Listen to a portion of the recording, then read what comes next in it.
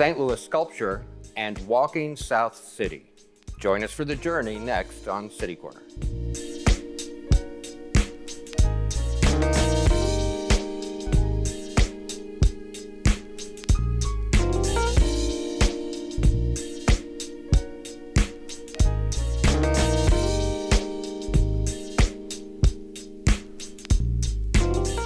I'm Steve Potter, and welcome to City Corner.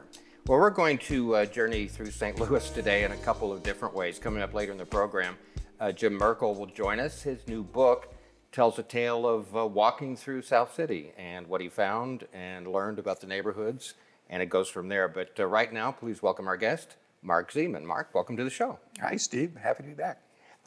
This is another book, or this is another topic, I should say, of St. Louis history. We have your book in front of us. You were here earlier in the year to talk about that, Historic Tales of St. Louis. And is there a connection between these two things? Yes, actually, for both projects, I, like a lot of people, had to work from home during COVID. And when it first started, everyone thought, well, this might be 4 or 5 months, maybe 6 months. So I started in on the book project, this book project here, and doing the research and photography. And as we all know, it turns out that the COVID lasted considerably longer. So as I concluded the 100 stories of St. Louis history, I thought this is a great opportunity. It's going to be a little while longer. So let's do another project. So I said, how about an art project related to sculpture? And at the time, I thought it was going to be, maybe 100 pieces. I could do some research, find the authors, post them, and then take the photography. And we're talking about outdoor sculpture and these parks. These are only outdoor right? sculptures, because you'd be millions if it were in. Right. So it's only outdoor public art. Uh-huh. And, you know, when I interviewed you about the book earlier in the year, I didn't know anything about the sculpture project. And after we did the show, we became Facebook friends. And I started seeing Facebook posts of the sculptures and so forth, and it was fascinating. That's why I contacted you again about this. So was it your idea for it to be as public as it's become? Yeah, the entire object is, of course, I'm not an art historian or anything, but I'm just a believer that people should make the best use of their time and contribute. You know, let's do something useful that everybody will enjoy and will all find intellectually stimulating and constructive. What's going to help the community and help people be aware of it? And so this was a good chance to put it out so not just my Facebook friends, but eventually many, many people could look at this as a resource, anybody from art teachers to any educator, and they could go use it to locate objects. And it's now almost 900 sculptures. And as you see, since we're on Facebook together now, you see every week I find like another one. There's another, milling around somewhere, and I find yet another one. Well, I've got some questions to ask you about how people can use it and so forth, but why don't we look at some of the images from your book and tell me about them? Because there are a lot that I've never even heard of, like this one. Yeah, well, with 900, it was hard to make this selection because they're everywhere, but you really have to be digging to find.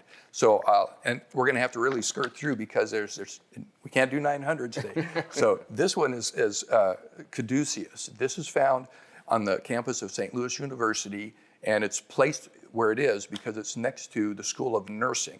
And people may not know what a caduceus is, but that's the... I don't. You don't? No. Everybody has seen it, though, I'll guarantee you. It's the medical symbol. It's the rod with the two snakes interwoven. Oh, yeah.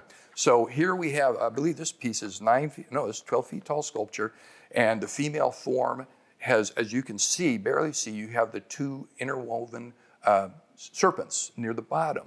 So when you get up close to this, it's an ominous, almost a colossal sculpture with great detail. It's created by a man named James Muir, and he was placed it in 2017, and it's representative of the goddess from ancient Greek and Roman sculpture. Well, I love the style. You say 2017. I would have guessed it was 100 years old by the way it looked. It's really got almost like a patina to it, but he's done an excellent job of making it feel ancient. Let's go to the next image.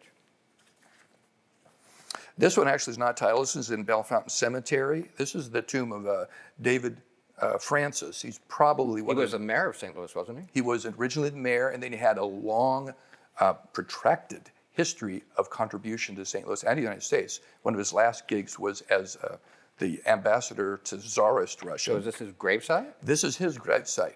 The sculpture was made by George Zolnay, who was, in his own right, a very famous sculptor in that era. He made this sculpture for his wife. She had died 2 years before he did, and this was supposed to rest above her tomb, but he ended up dying at the time of its completion, so it instead sits above him. I feel emotion in that. This is really a moving piece. When you look across here, it's at the top of a hill, plenty of coniferous trees, very serene, and it's very I contemplative. have a lot of ancestors buried in that cemetery, Oh too, yeah, so it's I'll a have to check it fascinating out. place to go. Let's go to the next one. This is, the current name of it is Fountain Angel. This was sits in the Botanical Garden, which is filled, it's almost a sculpture park in its own right. The sculpture's by Raffaello Romanelli in 1902.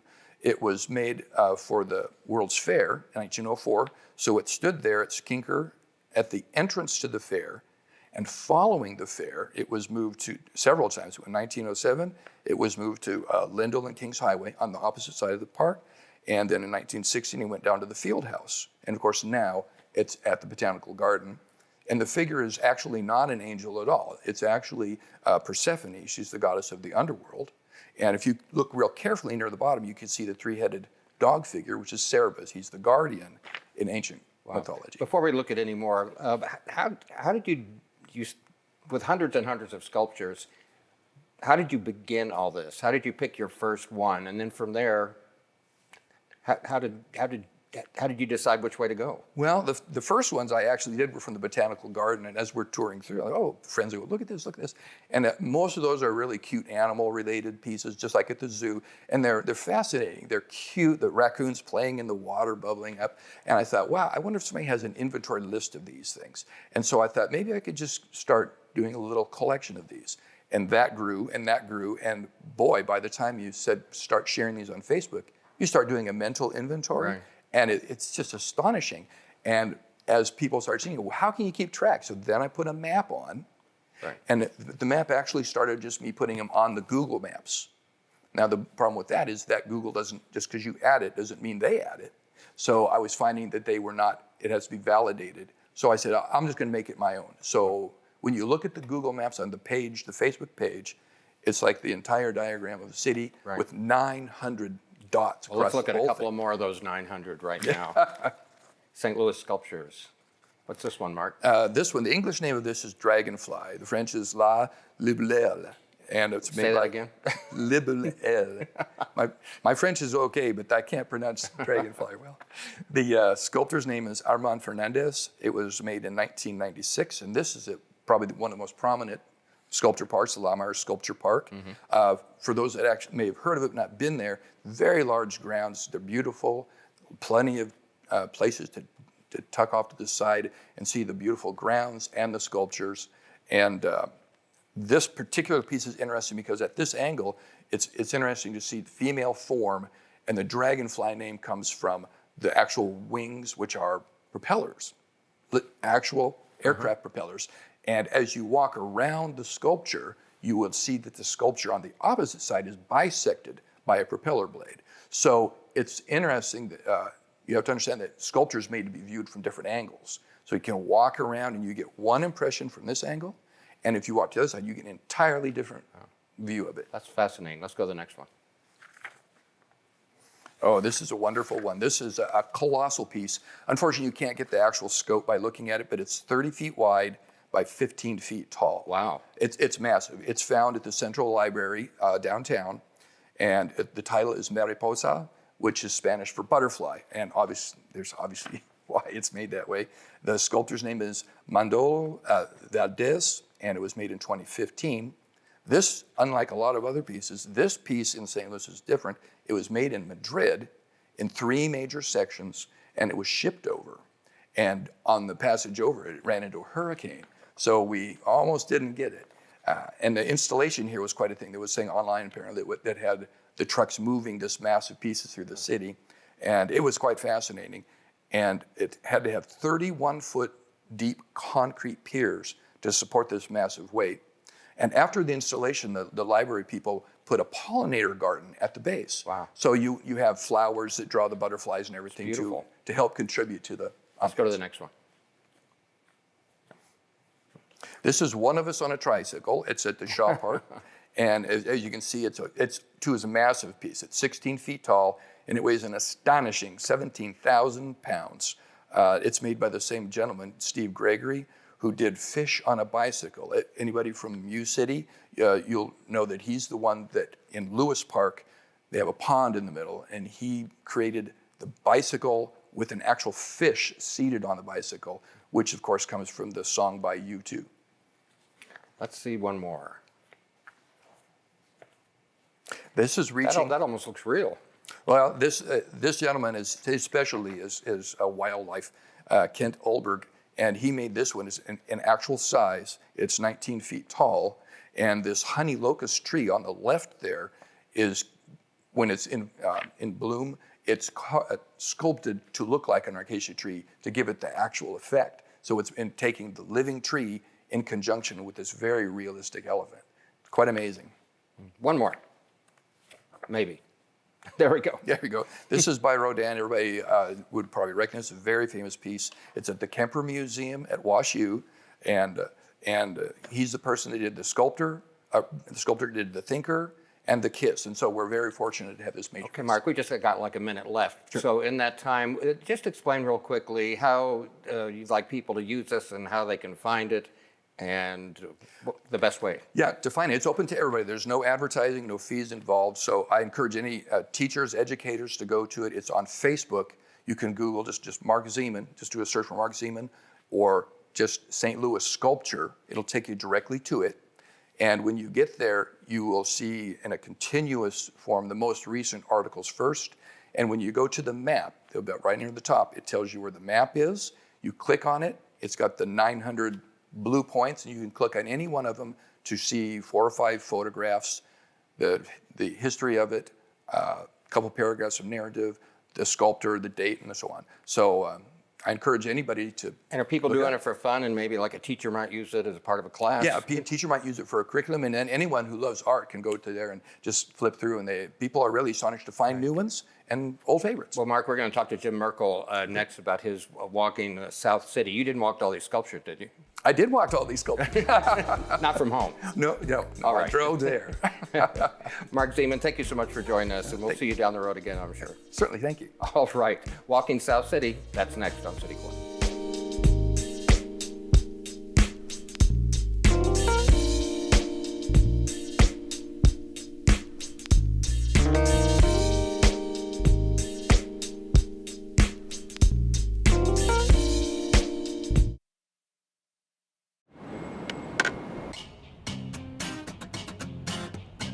There's so many reasons to love St. Louis, you can't pick just one.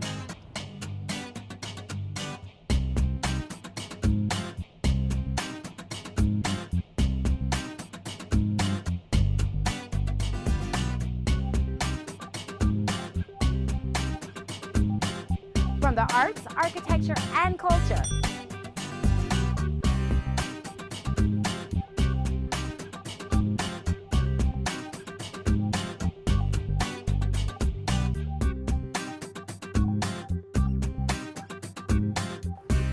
An all-new development, including the Cortex Community Center. And you're never too far from great music and entertainment.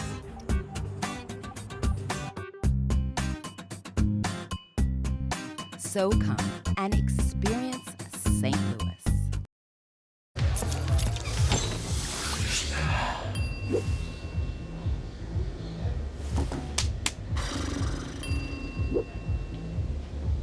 If you need to do something to feel okay to drive, you're not okay to drive. Don't drive buzzed.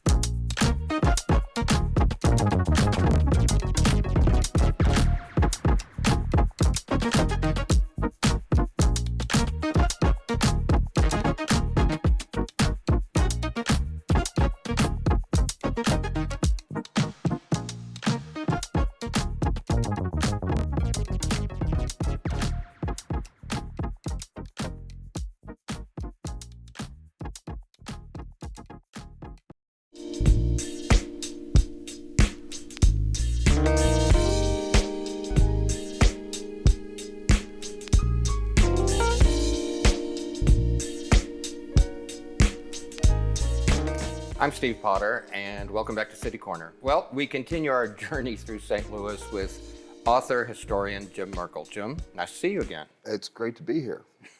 I've known you for years. I wish I knew how many. I've been doing this show a long time, and you've written a lot of books over the years, all different kinds of things doing with St. Louis and St. Louis history and that sort of thing. And your new one is Walking South City, a journey through St. Louis neighborhoods, where you actually walk through South City and learn about all the local neighborhoods and things. We're going to talk about that in just a second. Sure. But before I came in today, I have a library in my house where I keep books of everybody I've ever interviewed. And I found a bunch of yours today, and I probably missed a few because I have hundreds. But I just wanted to kind of give people an idea of what you have done in the past. So, growing up St. Louis. I interviewed more than 100 people about their experiences growing up in St. Louis, from the top to the bottom. And I have fascinating stories. And Well, don't go into too much detail. Okay. We'll be here all day. okay, Because we've got so many here. I just want to show you this one. Oh, beer, brats, and baseball. yes, this is about St. Louis Germans. The making of an icon, which anything about the arch I think is fascinating. Oh yeah, this is about the Gateway Arch. And And this is the yes, second there's edition. a second one here, right? Right, and we had news stories about it.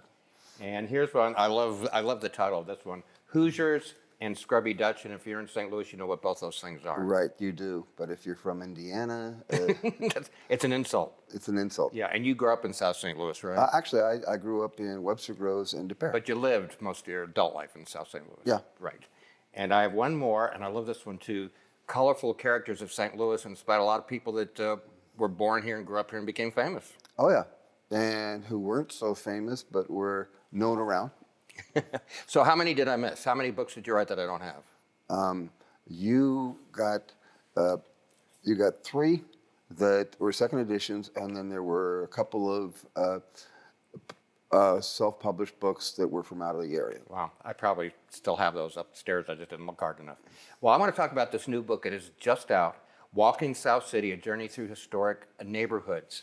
What was the idea for this? Well, actually, it was right in the depths of it was the beginning of 2021, and I got together with my publisher, Josh Stevens, and I said, I want to do another book. I wasn't sure I did.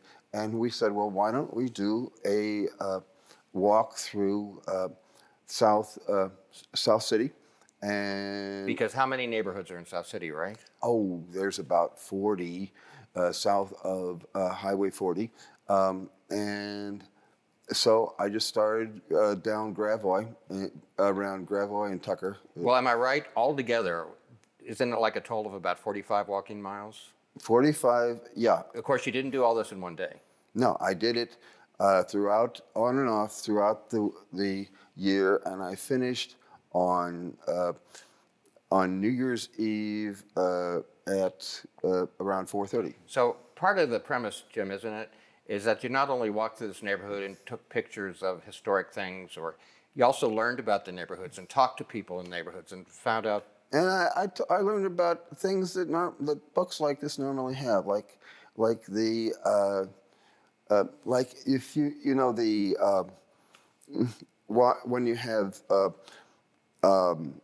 these lawns that go like this, and you always wonder how people do their grass cutting. Right. You know, the trash on the ground. I would see a COVID mask, you know, which you didn't see that before 2020, and all kinds of weird stuff that people do. Well, let's just jump into it and take a look at some of the images from your sure. book. And you can just tell me what comes to mind when you see them. Well, there's Oh a familiar yeah, sight. that's in the Grove. That's the big mouse, and you look like that. It looks like he has some kind of condition that needs to be fixed by a doctor because because it's split. But that's all the quirky things in that neighborhood itself that makes it so fun. It's a neighborhood that keeps developing. Let's look at the next one. Okay. Well, we all know that. I don't have to say much of it. And I talked to the owner who is I think it's the son-in-law of Ted Drewes, and he was telling me about how all his kids are there, and so that's a quick story about that. And that was part of my thing about Chippewa, which from Kings Highway down to Jameson, and Kings Highway, there was nothing west of Kings Highway until the 1920s, and they just moved it west, and it became Highway 40, Highway 66. Yeah, because Forest Park was originally out in the country. Yeah. Yeah, let's go to the next one. Okay. That's the hill. That is Piazza Emo, which was, and the Emos were one of the key benefactors of that, and across from that is St. Ambrose. Beautiful area. Oh, such a story. Okay, I hate to plug myself, but I'm going to have to. Go ahead. Because I talked to you a couple years, and you actually included a story I had in this book. Yeah. Because it all goes back to the Mardi Gras. The Mardi Gras. I never lived in Soulard, but I always had friends there, and I would take my little doggie with me and go to the dog parades and all that for years and years. And you included some of that in the book. Yeah, so. and he died, so that shows that we have sadness in there in the book. And also a little bit north of that in Soulard, my great grandfather lived, and his family, when they came from New York in 1858. About the same time my great-great-grandfather came from Germany and lived in Soulard too. They must have known each They other. probably did. Hung out. Oh, they probably did. Probably had a beer together or something. Oh, yeah. Two Germans, you know? The two Germans. Let's look at some more images from your book. Walking South City, a journey through historic St. Louis neighborhoods. Right. And that of course, is the Bevo Mill, and we live about 5 blocks to the north of there on Morgan Ford. And and the people who bought it named it Das Bevo. And so and of course, there's always been a controversy about, is it Morgan Ford or is it Morgan Ford? 2 words. And It's one word, right? No, my best, I can't say this definitively, but my best judgment is that it was 2, but even the street department doesn't know. So, Let's look at the next one. okay, that's the Mud House in Cherokee Street, and The Mud House? the Mud House, and it's a coffee shop, a great breakfast, and from about that angle, I think was the house that I wrote my book about, where this family started in St. Louis, and then they moved up to Wisconsin to help run a lighthouse. So, Jim, you know, when you were doing this and you went on all these walks, and would you just like walk into random people just by accident and have a conversation? I did some of that. You know, there was a guy in a very skinny house on Morgan Ford, and I knocked, and I says, "What is it like to live in a really skinny house like this?" And he says, and he closed the door on me. And so, no, it was, most of the discussion was afterwards. You know, I mean, it depends. You know, I would go back. We've just got a couple of minutes left, so let's take a Okay. look at a few more.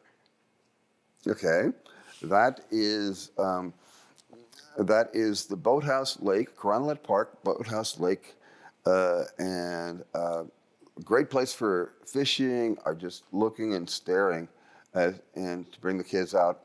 So, beautiful place. Let's go to the next. Okay. Oh yeah, that is The old sanitary. That wasn't is- a mental hospital. it's a place for people